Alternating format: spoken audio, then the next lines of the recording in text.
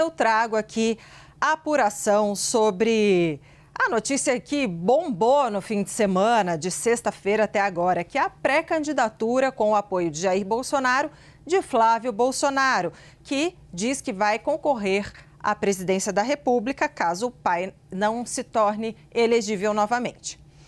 Conversei com o Flávio Bolsonaro e o que ele pensa sobre economia para colocar em seu programa de governo, caso seja mesmo candidato à presidência.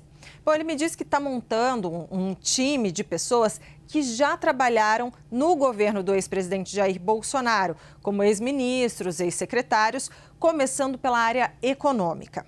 Ele ainda não quer revelar nomes, mas eu apurei que o ex-ministro da Economia, Paulo Guedes, tem sido consultado. Eu perguntei para ele sobre isso, ele falou, não posso falar nem que sim, nem que não.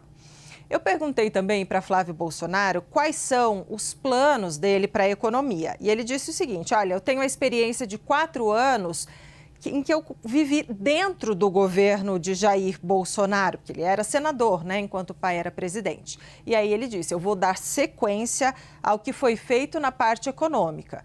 E completou, minhas conversas têm sido com pessoas que iniciaram o caminho do Brasil para a prosperidade, que será retomado a partir de 2027. Aí eu só trago aqui para vocês, como ele disse que vai fazer repetir, né, adotar, readotar, retomar o que foi feito durante o governo Bolsonaro. Eu separei aqui umas pílulas para a gente lembrar um pouco o que aconteceu no governo Bolsonaro, lembrando que foi durante o mandato dele que aconteceu a pandemia de Covid-19. Vamos lá. Na gestão Bolsonaro foi criado um super ministério da economia, liderado justamente por Paulo Guedes, que fagocitou, inclusive, a pasta do planejamento e orçamento. Então, ficou um ministério gigantesco chamado de Ministério da Economia. Nesse mandato de 2019 a 2022, foi aprovada a reforma da Previdência, uma reforma estrutural muito importante também na área econômica. E também foi aprovada a autonomia do Banco Central. Durante a pandemia de Covid-19, o governo de Jair Bolsonaro abriu os cofres e lançou o auxílio emergencial, que chegou ao pagamento de R$ 600 aos mais pobres. Nesse período também, a inflação foi um ponto bastante de descontentamento popular, porque o IPCA, durante o governo Bolsonaro, chegou a bater 10%, Yuri Pita. Então é interessante, né? Porque, olha, eu já vi o Flávio Bolsonaro, na entrevista que ele deu para a Record ontem, dizendo muito sobre segurança pública. E no quebra-queixo falando muito sobre segurança pública.